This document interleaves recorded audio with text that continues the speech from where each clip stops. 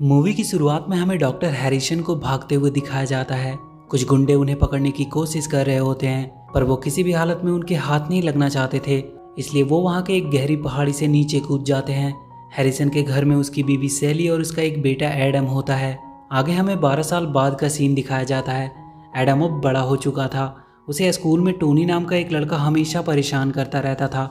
वो च्युइंगम खाकर एडम के बालों में फेंक देता था, जिसकी वजह से उसके टीचर टोनी को क्लास से बाहर निकाल देते हैं।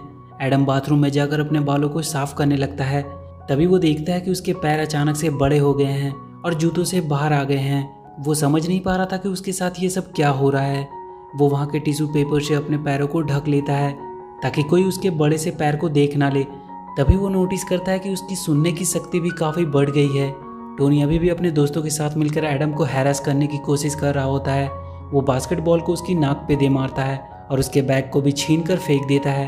एडम की मॉम सैली उससे उसके चोट के बारे में पूछती है, पर वो उन्हें कह देता है कि ये चोट उसे खेलते वक्त लगी। पर उसकी मॉम की समझ में आ जाता है कि ये सिर्फ खेलने की वजह से नहीं हो सकता, क्योंकि उसके बालों में लगे च्युइंगम सब कुछ साफ बता रहे थे।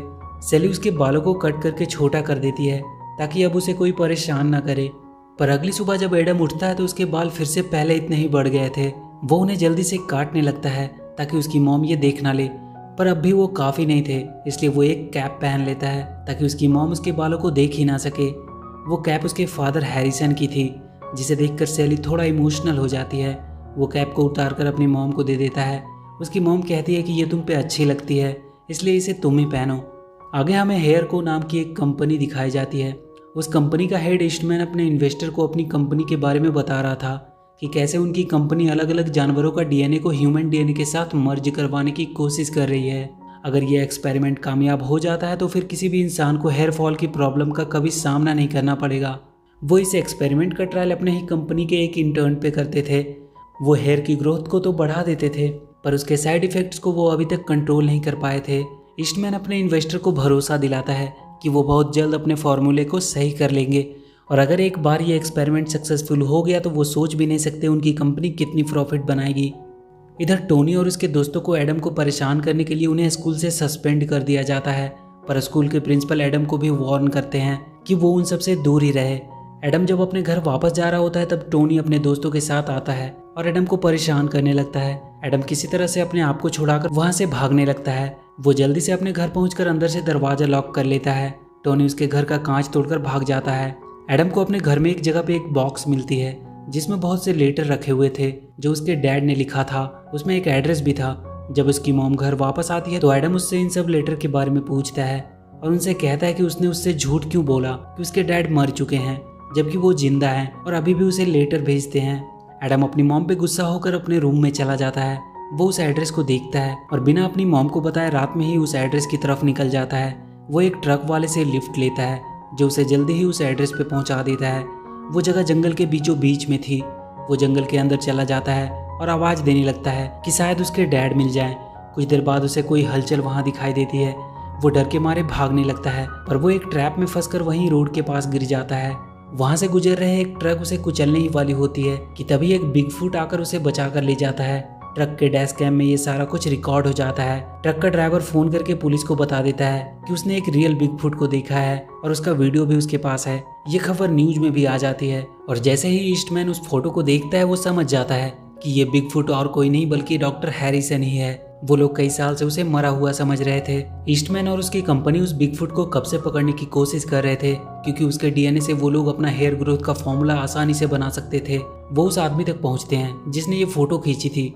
वो आदमी उन्हें उस जगह पे ले जाता है जहां उसने उस बिगफुट को देखा था। उन्हें वहां एडम का बैग मिलता है और उसके आदमी उसके घर पे पहुंचते हैं और उसकी तलाशी लेने लगते हैं। उन्हें वहां डॉक्टर हैरिसन का लेटर मिलता है। एडम की मॉम को जब पता चलता है कि एडम घर से गायब है तो वो भी हैरिसन के पास जाने के लिए निकल जाती है। इधर एडम की जब आंख खुलती है तो वो देखता है कि उसके सामने एक बिगफुट है।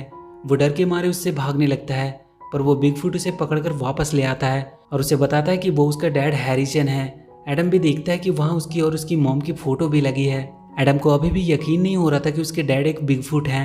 हैरिसन उसे बताता है कि उसे यहाँ छुपकर रहना पड़ रहा है क्योंकि एक फार्मास्यूटिकल कंपनी उस पर लैब टेस्ट करना चाह रही थी। इधर सैली जब उस जगह पर पहुंचती है तो वहाँ पहले से ही ईस्टमैन के आदमी मौजूद थे। वो सैली को पकड़ लेते हैं। हैरिसन एडम से उसके बॉडी में होने वाले चेंजेस के बारे में पूछता है। वो उससे कहता है कि क्या तुम्हारे भी हाथ और बैक पे बहुत बाल उगते हैं, क्योंकि जब वो उसकी उम्र का था तो उसके हाथ और बैक को हमेशा सेव करके रखना पड़ता था। एडम कहता है उसके हाथ और बैक पे बाल नहीं उगते, बस उसके सर के बाल थोड़ा जल्दी बढ़ते हैं और उसके पैर कभी कभी अचानक से बड़े हो जाते हैं। हैरिसन उसे ये भी बताता है कि ट्रैप में फंसने से उसका पैर डैमेज हो गया था, पर उसने उसके पैरों को हील कर दिया क्योंकि एक बिगफुट के पास हील करने की पावर्स होती है। एडम ये जानकर बहुत खुश होता है और उसे अब यकीन हो गया था कि वही उसके डैड हैं। हैरिसन एडम को पूरे जंगल की सैर करवाता है, पर थोड़ी देर बाद ही एडम के पैर बड़े हो जाते हैं और उसे बहुत सी आवाजें सुनाई देने लगती है। हैरिसन उसे गहरी सांस लेने को कहता है और उस आवाज पे फोकस करने को कहता है। एडम बहुत दूर की साउंड को भी क्लियरली सुन पा रहा था। हैरिसन उसे उसके बड़े पैरों का कमाल दिखाता है, वो उसकी मदद से बहुत तेजी के साथ दौड़ सकता था। वो एडम को अपने जंगल के कुछ दोस्तों से भी मिलवाता है, जिसमें एक वुड कटर, 2 रकून्स और एक बड़ा सा बियर भी होता है। वो एडम को उन जानवरों से बात करना भी सिखाता है। तभी हैरिसन के पास एक गिलहरी भागती हुई आती है और उसे बताती है कि जंगल में कुछ हंटर शिकार करने के लिए आए हुए हैं।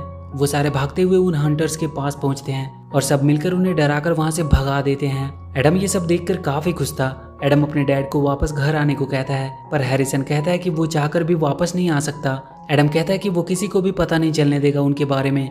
हैरिसन कहता है ये सब इतना आसान नहीं है, वो लोग किसी भी तरह उन तक जरूर पहुंच जाएंगे, क्योंकि उसने ये सब देखा हुआ है। जब वो अपने मेडिकल स्कूल में था तो वो अपने हेयर ग्रोथ पे रिसर्च कर रहा था। उसे अपने ब्लड में एक अलग डीएनए म्यूटेशन मिला जो उसके हेयर ग्रोथ को बहुत जल्दी बढ़ा देता था। दिन पर दिन वो एक बिगफुट बनता जा रहा था।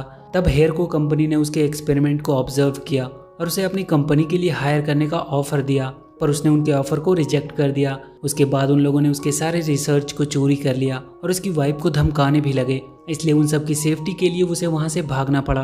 और अगर उन्हें पता चल गया कि वो अभी जिंदा है तो वो लोग उन्हें पकड़ने के लिए कुछ भी कर सकते हैं। वो दोनों रकून्स को जंगल के बाहर हेयर को कंपनी के लोग दिखाई देते हैं जिन्होंने सेली को पकड़ा होता है। ईस्टमैन अपने आदमियों से कह रहा था कि उन्हें हर हाल में बिगफुट को ढूंढ कर लाना होगा, चाहे इसके लिए पूरे जंगल को जलाना ही क्यों ना पड़े। वो रकून्स भागकर हैरिसन के पास आते हैं और उसे ये सारी बातें बताते हैं। एडम कहता है कि वो सब कुछ ठीक कर देगा और वो जाकर अपने आप को उनके हवाले कर देता है। वो एडम को भी उसकी मॉम के पास ही बंद कर देते हैं, पर कुछ देर बाद ईस्टमैन एडम को अपने साथ ले जाता है। वो उससे पूछता है कि उसके फादर कहाँ हैं। एडम उसे कुछ भी बताने से बिल्कुल मना कर देता है। ईस्टमैन अपने आदमियों को जंगल में आग लगाने को कहता है और एडम को उसी कार में बंद करके उस आग में धकेल देता है। कार में आग लग जाती है। एडम मदद के लिए चिल्लाने लगता है। तभी वहाँ हैरिसन आता है और एडम को कार से बाहर निकालता है, पर तभी ईस्टमैन उसे इंजेक्शन से शूट करके बेहोश कर देता है। यही उसका प्लान था। वो लोग हैरिसन को वहां से लेकर चले जाते हैं। एडम बाकी सभी जानवरों के साथ अपने डैड को छुड़ाने का प्लान बनाता है। हैरिसन को हेयर को कंपनी के लैब में पकड़कर रखा होता है। वहां का साइंटिस्ट उस पर रिसर्च करने लगता है। हैरिसन कहता है कि वो किसी भी हालत में उनके लिए काम नहीं कर सकता। ईस्टमैन उसे उसकी फैमिली को नुकसान पहुंचाने की धमकी देता है और उसका साइंटिस्ट हैरिसन की मदद से अपना पहला एक्सपेरिमेंट ट्राई करता है और वो काफी ज्यादा सक्सेसफुल रहता है। ईस्टमैन काफी खुश हो जाता है, पर उसका साइंटिस्ट उससे कहता है कि अभी भी उसके डीएनए सीक्वेंस पे कुछ काम करना बाकी है। उसके होते ही उसका फॉर्मूला मार्केट के लिए रेडी हो जाएगा। ईस्टमैन उसे अपने काम को तेजी से करने को बोलकर वहां से चला जाता है। इधर एडम अपने जानवरों के साथ हेयर को में पहुंच चुका था। वो वहां के सारे गार्ड्स और वहां के कैमरे से छुपते हुए कंट्रोल रूम तक पहुंचते हैं और वहां से वो पता करते हैं कि उसके डैड कहाँ बंद है। वहां के लॉकर में एडम को एक फ्लेयर गन मिलती है जिसे वो अपने पास ही रख लेता है और वो सब हैरिसन के कमरे की तरफ बढ़ जाते हैं। वो बियर और उसके बाकी के जानवर वहां के सारे गार्ड से एडम का पीछा छुड़ा रहे थे, पर बहुत जल्द वो सारे जानवर एक एक करके पकड़े जाते हैं। पर एडम सबसे बचता हुआ हैरिसन के कमरे में पहुंचता है। वो उसे वहां से चलने को कहता है, पर हैरिसन उससे कहता है कि वो उसके साथ नहीं आ सकता क्योंकि इसके चलते वो और उसकी मॉम खतरे में आ सकते हैं। ईस्टमैन भी तब तक वहां आ जाता है और उसके आदमी एडम को पकड़कर वहां से बाहर लेकर चले जाते हैं। पर एडम इतनी जल्दी हार मानने वालों में से नहीं था। वो वहां का फायर अलार्म ऑन करके वहां से भाग जाता है, जिसकी वजह से पूरी कंपनी में भगदड़ मच जाती है। ईस्टमैन के गार्ड उसे ही उठाकर वहां से भागने लगते हैं। एडम जाकर अपने सारे जानवरों को छुड़ाता है और वापस से हैरिसन के पास जाता है और उससे कहता है कि अगर वो उसके साथ नहीं आएगा तो वो उन्हें बता देगा कि वो भी एक बिगफुट है और उनके एक्सपेरिमेंट में वो ज्यादा यूजफुल होगा। हैरिसन को वहां से जाने के लिए मानना पड़ता है। हैरिसन वहां से निकलने से पहले उस पूरी कंपनी को डिस्ट्रॉय कर देना चाहता था ताकि वो लोग इसके बाद ये एक्सपेरिमेंट कभी कर ही ना पाए। वो दोनों वहां के गैस टैंक को तोड़कर बाहर निकल आते हैं, पर ईस्टमैन अपने आदमियों के साथ उन्हें घेर लेता है। वो उसकी वाइफ को भी पकड़कर वहां ले आए थे। वो हैरिसन को शूट कर देता है और उससे कहता है कि उसे पता चल चुका है कि उसका बेटा भी एक बिगफुट है, इसलिए उसे अब उसकी कोई जरूरत नहीं है और वो उसे वहां से नीचे फेंक देता है। एडम अपने जेब से वो फ्लेयर गन निकालता है और हेयर को की तरफ फायर करता है। जिसकी वजह से पूरे कंपनी में आग लग जाती है और वहाँ एक बहुत बड़ा धमाका होता है और पूरी हेयर को कंपनी बर्बाद हो जाती है। एडम भागता हुआ अपने डैड के पास पहुँचता है और वो अपने हीलिंग पावर से उसे हील करने लगता है और उसके हीलिंग टच से हैरिसन को फिर से होश आ जाता है। वो एडम को गले लगा लेता है, पर तभी ईस्टमैन फिर से अपनी गन लेकर वहाँ आता है, पर इस बार सेली उसे शूट करके बेहोश कर देती है। वहाँ उन्हें यह भी पता चलता है कि ईस्टमैन एक गंजा आदमी था, इसलिए शायद वो बालों को लेकर इतना ऑब्सेस्ड था। ईस्टमैन को जेल हो जाती है और हैरिसन अपने सारे जानवरों के साथ एडम के साथ ही रहने लगता है। एडम उस बियर की मदद से उस टोनी और उसके दोस्तों को भी अच्छी तरह से सबक सिखाता है और इसी के साथ ये मूवी यहीं खत्म हो जाती है। तो वीडियो अगर अच्छी लगी हो तो please do like and share the video and please subscribe to my channel and press that bell icon.